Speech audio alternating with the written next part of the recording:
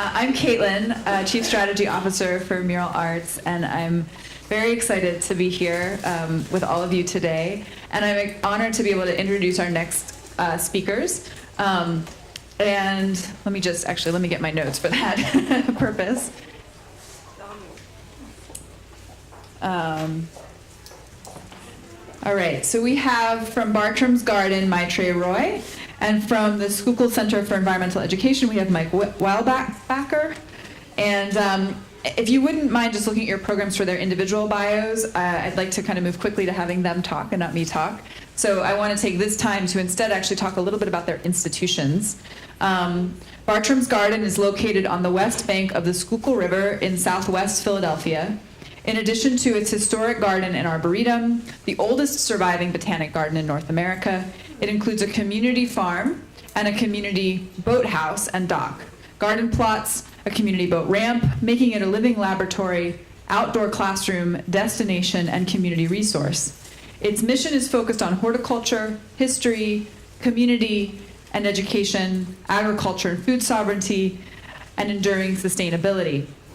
And Mural Arts has spent the last several years in a deep partnership with Bartram, presenting both art at Bartram's and also Southwest Roots, which our visitors from elsewhere learned a bit about yesterday. Art at Bartram's focuses on Bartram's Garden, Bartram's Mile, and the surrounding community. The project celebrates the Schuylkill River by connecting the public to the river, enhancing the public's awareness, understanding, and experience of the river and its surrounding landscape, raising awareness of water-related environmental concerns, and promoting environmental stewardship. And currently on view are tide fields and river rooms by Stacy, who spoke with us this morning, which you saw the photographs, but tide field consists of strands of colorful buoys that rise and fall as the Schuylkill's tides ebb and flow, and river rooms provides platforms where people can reflect on the river ecology or get a good perch for fishing.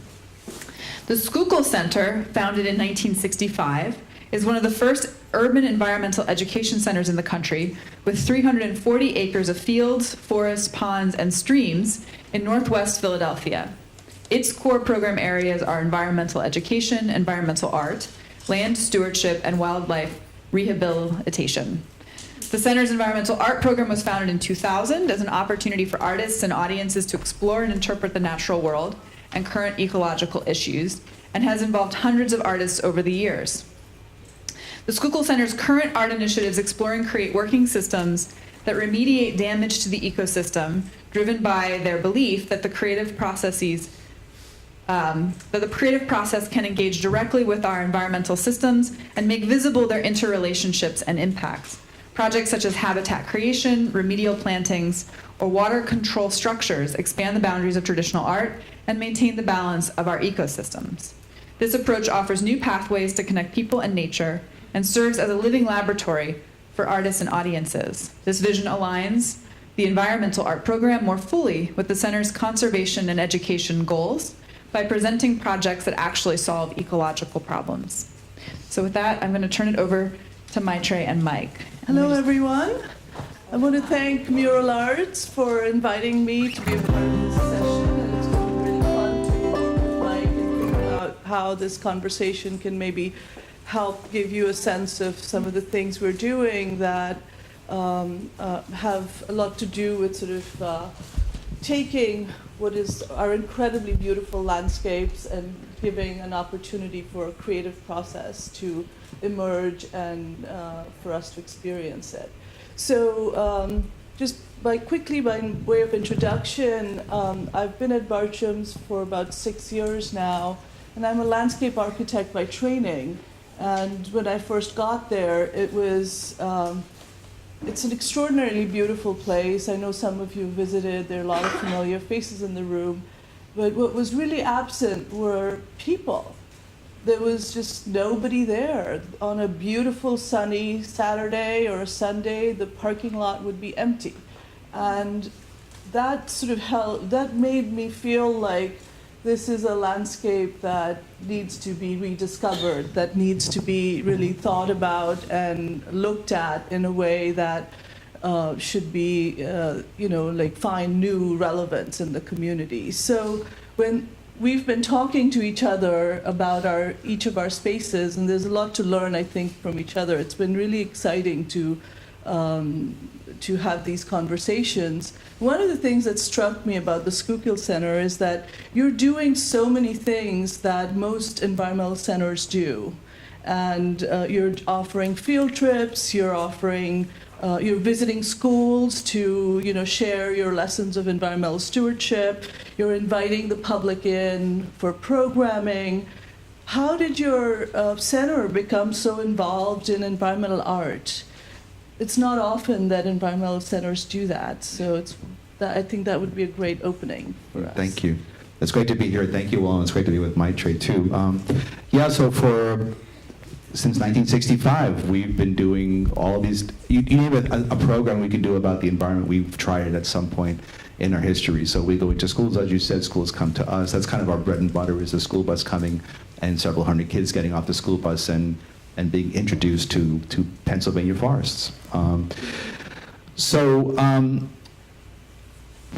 About almost 20 years ago now, so 18 years ago in 2000, one of our volunteers, who actually was married to a member of the staff, worked in the art field and sort of saw, as an art professional, that there's this whole universe of artists who are engaging in environmental issues. And what an interesting way for a nature center to be used to bring those artists into the center, and even to use the 340 acres that we've got as almost a place for the artists to work. So we said, okay, we can try that. And it turned out it was so successful, we're still doing it. And actually, as the program has evolved, it's now one of the core programs. So essentially, the Schuylkill Center says we do 4 things: education, art, wildlife rehabilitation. Many nature centers don't do that. We have a separate wildlife rehabilitation center where 4,000 animals come a year to get healed. And then restoration of the land itself. So environmental art has evolved into one of the core programs. It's a different way to talk to people. It's a different language that's unique, and it grabs people in a different way. I know as an educator, I'm always worried about how I talk about climate change, for example. A, because it's so political. B, because the science can be a little dense. I can tell you right now how many parts per million of carbon dioxide are in the atmosphere, and your eyes might glaze over. But also, how do I tell that to a 5-year-old? Should I tell that to a 5-year-old? I don't know that I should talk about climate change with a 5-year-old at all. But what's amazing is artists will talk about climate change in ways educators don't, and they'll go there. And so the art is on display, and people walk into the gallery, and they digest it as they want to, and they get it at whatever level they'd like to. And so for me, it's one of the things that I discovered that art can do is talk about environmental issues, really important environmental issues, in ways that it's harder to do from an education point of view. So yeah, lots of nature centers have gallery spaces where they show wildlife paintings, or wildlife photography, nature photography. There are not many nature centers that we've come across that have sort of the level of ambition that the Schuylkill Center does for engaging artists in important work, and we're proud of that. Thank you. And actually, we talk about us being 50 years old and think that's really cool, but Bartram's Garden, a little bit older, like 1720s. 1720s. Actually, and longer history before that, too. So. Right. So you've got this long legacy as a historic site and a museum, and as you noticed, it was the parking lot was empty when you first got there, so that was an important space that was sort of underused. Tell us about your work in the last few years engaging the community and the role that art's playing in the mission and vision for Bartram's Garden. It's a great question. I think for us, in those early years when we were first thinking about the garden, and it's largely was like a museum setting. People came, they were given a conducted tour of the garden, and then they left, and never to perhaps come back again. And what was really missing was a relationship with our immediate neighbors. And in our first few years, I think we spent a lot of time really trying to figure out who our neighbors are, where do they live, what do they care about, and so on. And the team at Bartram's has been very largely focused on that work, and we continue to do that work because we're learning new things about the Southwest community every day. And I think what happened was we learned that there were, in the immediate face of sort of an incredibly poor neighborhood with many challenges, there were extraordinary resources. There were artists, there were people that cared deeply and had lived long, for many years in the community, who felt that the garden had sort of walled itself off from the community. There were people who were musicians, there were people who were danced, there's just an incredible array of people who had lived for many years in the community. And when we talked with them, we found that there were very few places to express this incredible art that was available right in our immediate surroundings. I've known Jane at Mural Arts for many years because we worked together at the Horticultural Society. And one of the things that was a little confounding to us is how do we connect in a community that has such deep challenges, how do we connect and figure out some common ground and find a way to listen to the community in some creative way? And knowing Jane and her work in across the city and engaging people around creating art that reflects the hopes and dreams of the community, we felt that our partnership would allow for Bartram's Garden perhaps to be that place where people could connect and find a way to where we would learn more about the stories in the community and so on. And there's a wonderful artist that Mural Arts brought to us. Her name is Bachelor, and she went around in the community and put together a listening school. And as part of that, people told wonderful stories about the history in the community, how people celebrated different events and things like that. And out of that came this incredibly beautiful display of all the pictures, the poetry, and so on. And it was a great way for us to start to see how this garden could become relevant in the community. So that process continues. I feel like that it's an asset-based approach. The idea is to find the gems in the community and to keep revealing them. And in that process, I think the gem that's Bartram's is being revealed in the community. The other thing that we did that I think is also on a journey is we worked together to bring a researcher in to find out more about the lives of Black families in the community when the Bartrams were living there. And we've just touched the tip of the iceberg. I think that that body of work really has helped the garden in its role as an institution in the community really think about, I think more of ourselves now, not as anymore just as a museum, but we think of ourselves as a civic common. We aspire to be a great civic common so that this type of engagement can continue and have continued life in how our mission is and how our strategic direction is. And is your parking lot more full now? Yes, I love to see our parking lots now on Saturdays and Sundays. There's Asil, put your hand up. Asil and Ashlyn, right next to her, both of them have been really integral to this exploration in our work in the community. Our parking lot is full. If you ever want like an amazing tour of the garden, they're the ones to do it. And the idea that we're telling our stories better and how engaging we are are doing Easter egg hunts. So things like that are beyond what we thought of ourselves in the past. Yeah. So, my turn now. Yeah. So, one of the things that I love about the Schuylkill Center is that it's incredible richness in terms of the ecosystem. You can experience these forests, you can see these meadows and fields, you can, be right up, close to a pond. And of course, you've talked about this, and I, realize this more now, about the incredible challenges of invasive species, of overgrazing by deer, of climate change and its impact on the landscape. How are you seeing art as part of that process and showing solutions? Yeah.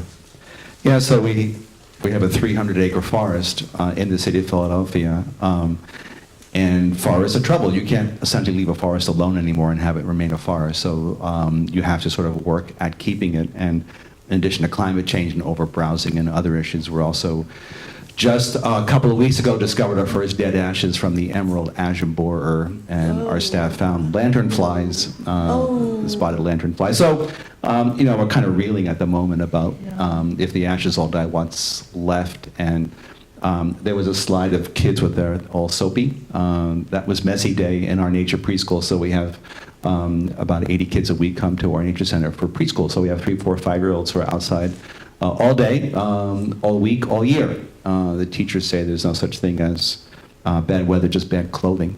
So they're outside in February.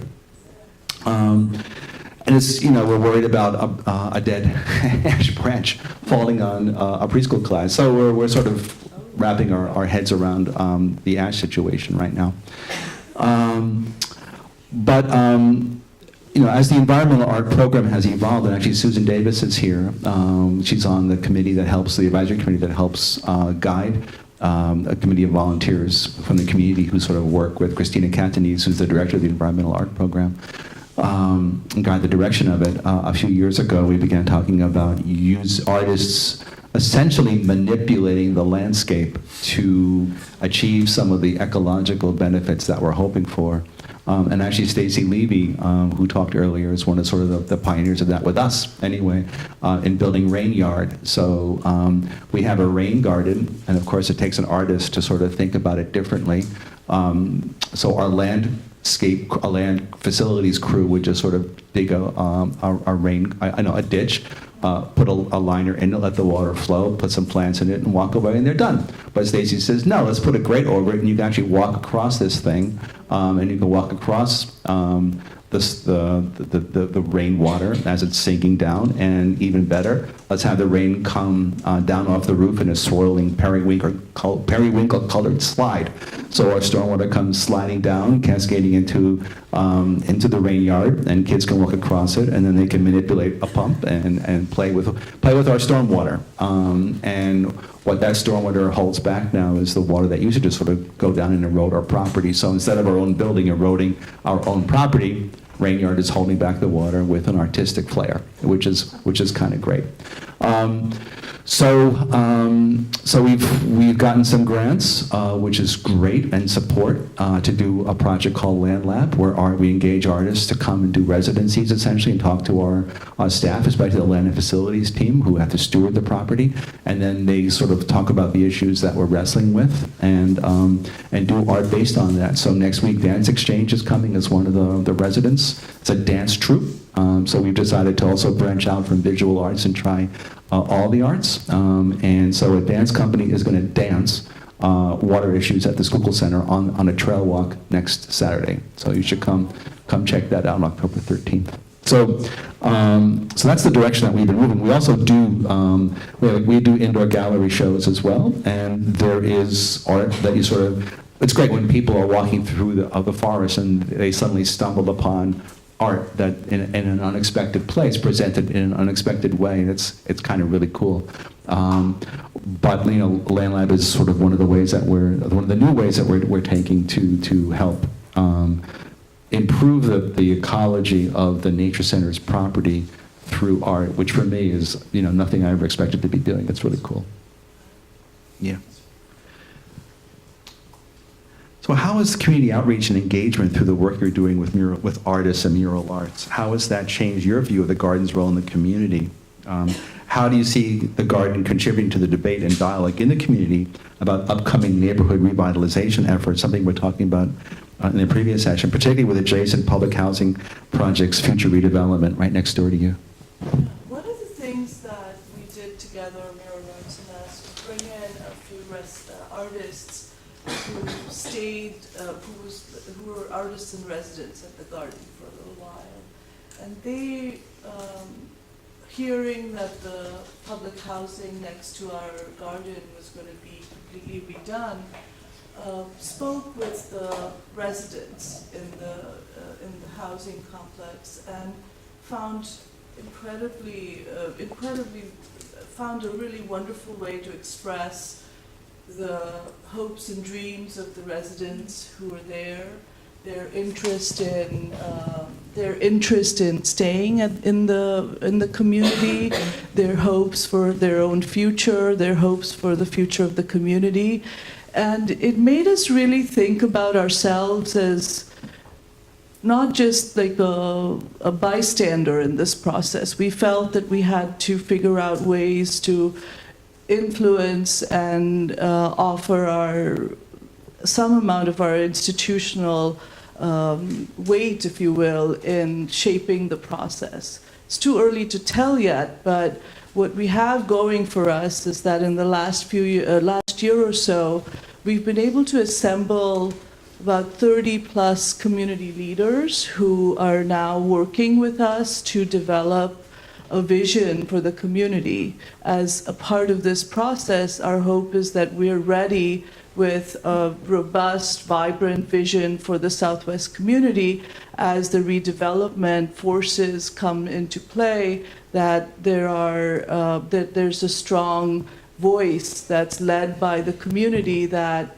would give shape to the new housing, so that there's some equity in the process, that there's an inclusive process, that there's some transparency.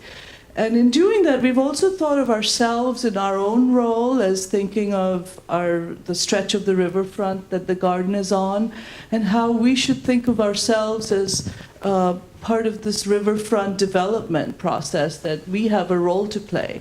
So these community leaders that have come together are now, it's interesting to hear the speaker just before us talk about how you have to have you don't start with the drawings and the vision, you start with conversation in the community. So we've had this conversation going on now for about a year or so, and in the last couple months, the community leaders came together to identify the architects who would give life and vision to some of the riverfront developments that we're looking to do. So I think we're changing in the sense of, here we've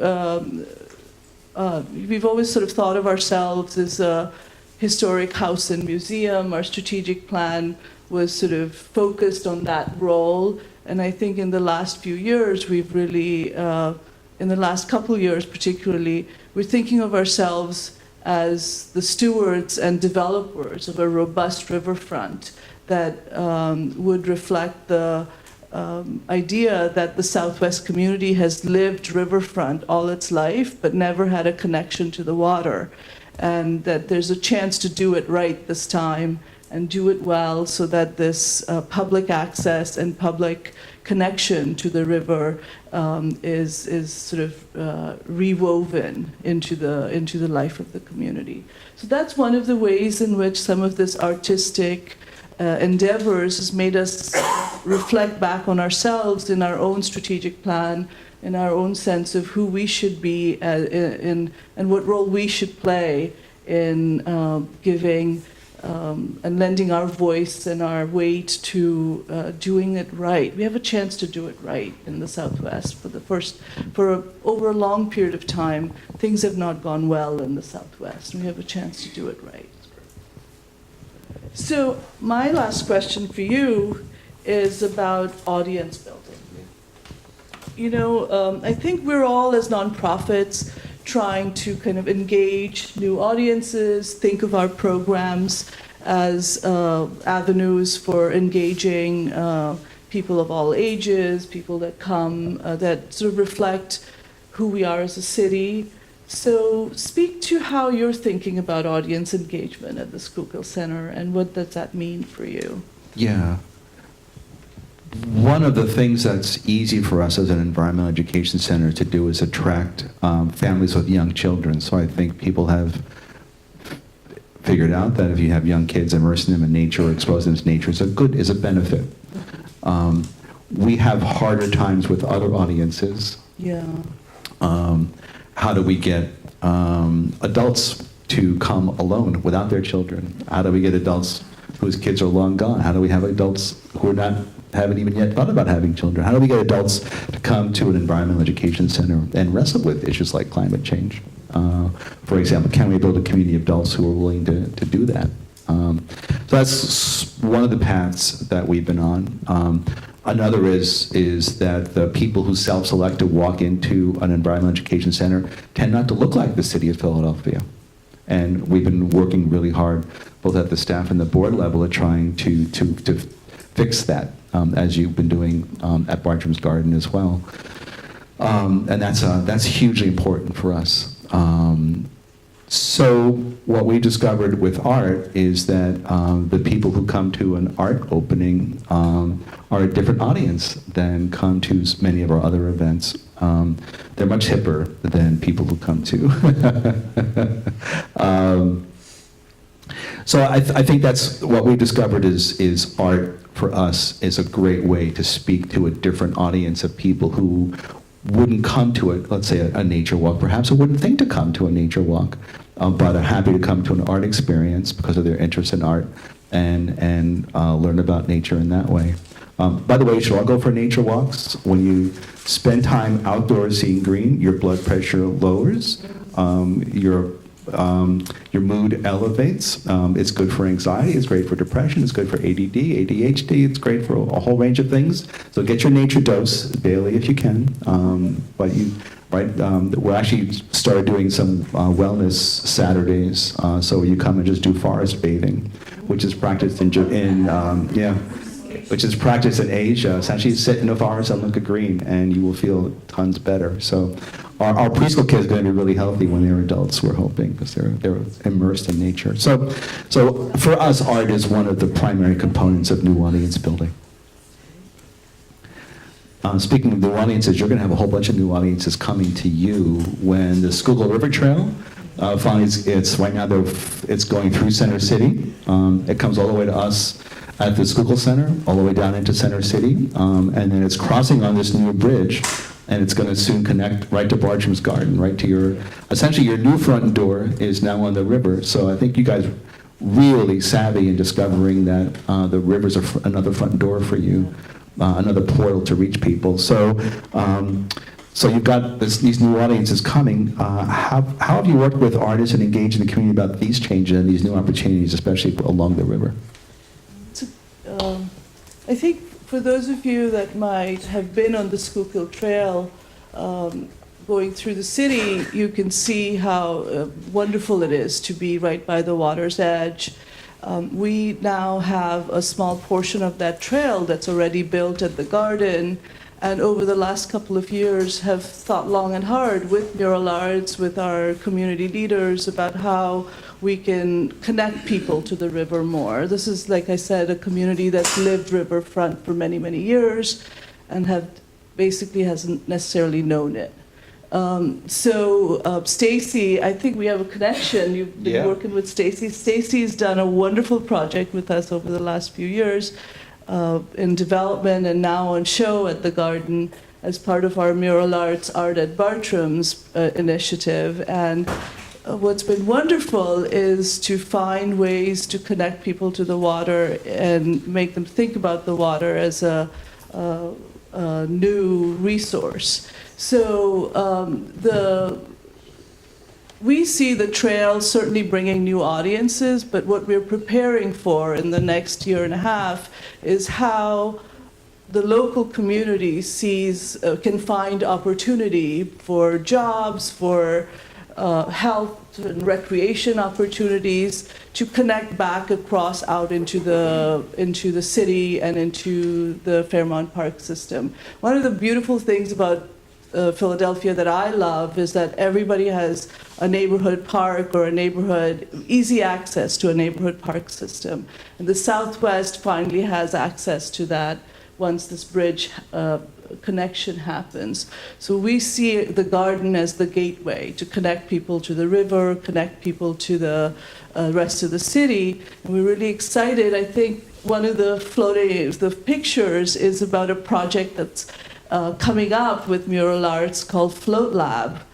You have Land Lab, we're going to have a Float Lab. So I think the trail connects both of us. And our hope is that this Float Lab comes to being once this trail connection is made and there's a reason to come to the garden to experience being out on the water. We've had incredible demands for paddling at the garden. In the last few years, we've had people out on kayaks on the water. So the timing, I think, would be great because there's a real appetite for more discovery of this beautiful stretch of the river, the tidal Schuylkill, that most people haven't had a chance to experience. So I'm looking at Caitlin. Do you have one or two questions? Okay. Anyone have questions? I wonder if you could both comment on how your engagement with artists has changed you as an institution, particularly in regard to your relationships to the communities around you, and then like sort of. Well, I'll just say a couple things. One is we feel that if we want to be inclusive and sort of engage in the community, our organization has to reflect that too. So we brought on a number of new board members from the community onto the board. We are actively trying to hire from the community. And so those are the kinds of things that I think we're hearing in the community as needs. Particularly around youth and youth development and youth employment. So we have interns that we hire from the local community that we're hoping to expand and grow. We want to be youth-powered someday. So those are the kinds of ways in which I think it's changing us as an organization. What would you say? Yeah.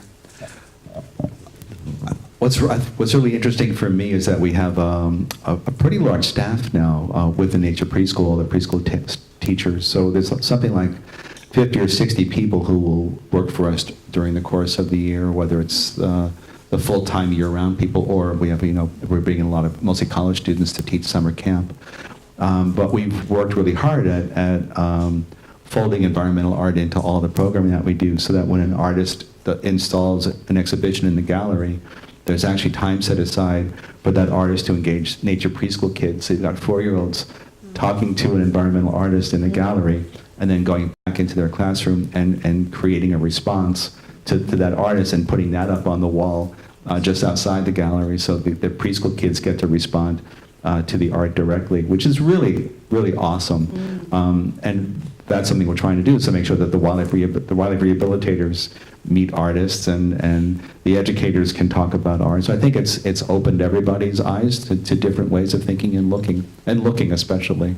So I think it's been great for the staff and the board and the volunteers to sort of have our horizons widened by all of these. Is that it?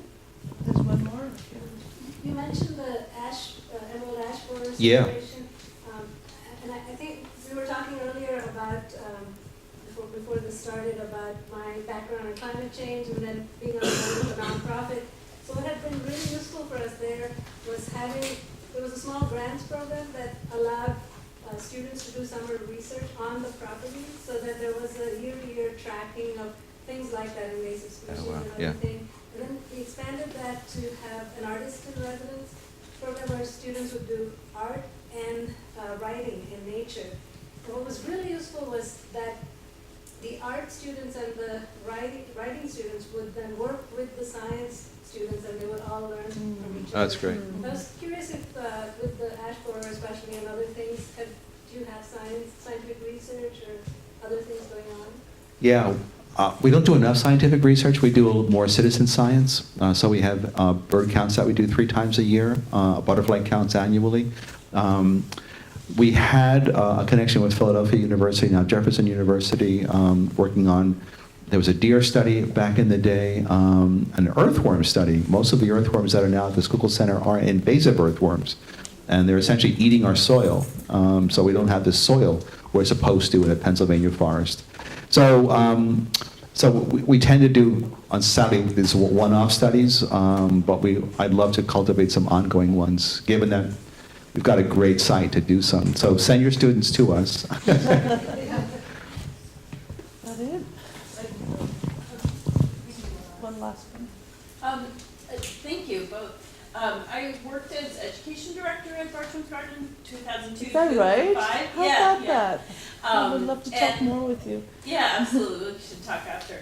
And I'm really thrilled to see how much it's grown. And I know at that point we were just in the beginning stages of working with the kids in the Head Start program next door Right. to make a garden and doing some beginning arts projects with Playmobil, and the ICA was planning a show at that point. And anyway, but what I recall from the sort of before Bartram's was considered like a friendly civic space, as I think you are doing and are trying to do even more so, was a tour with the Head Start group. And one of the mothers asked me about, whether there were alligators in the circle.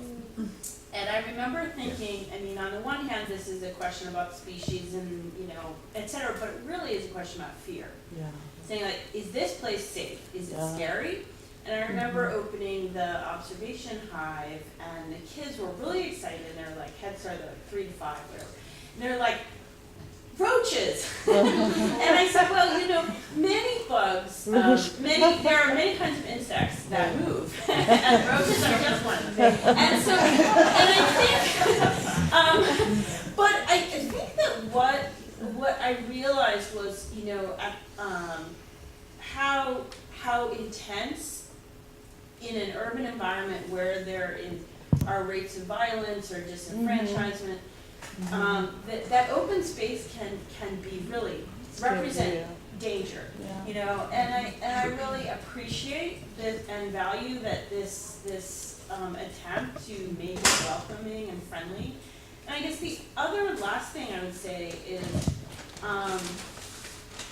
I work now at a History of Science museum, and I often think about, with these ideas of inclusivity, like what does natural history bring to us with that when we're thinking about ecosystems, or even like, within the quote big shots, like Darwin's last book was about earthworms. We think like it's these modest creatures that are doing phenomenal things to change the composition of the soil. And I guess the last thing is I recall John Bartram's quote from a letter that he wrote that speaks to inclusivity, which is, everything great or small, sweet or stinking, right? Everything handsome or ugly in its own nature appears beautiful to me. Yes, and that idea of beauty is so different from other notions of what a garden should look like or be, that this should be a place where creatures function in the way that they should function and grow best. I'd love to connect more with you. I think we're running out of time, but what I'll say to you is I think I've been very surprised when we started our paddling program. We discovered how much fear there is for, say, water in the community. Yeah. And had no idea about that, and until we happened upon this brilliant idea of having children build rowboats through the school year, and then the families would come out because their child built a rowboat that's going to be out on the Schuylkill water. I remember this grandma and their daughter skipping down the meadow to get to the dock, and the daughter was so excited because she had built this rowboat, and the grandma was terrified that she was going to get on this rowboat that her daughter built. And so the children are leading the way around sort of getting past some of the fears at the garden. So I think you'll run out of time. Yes, thank you.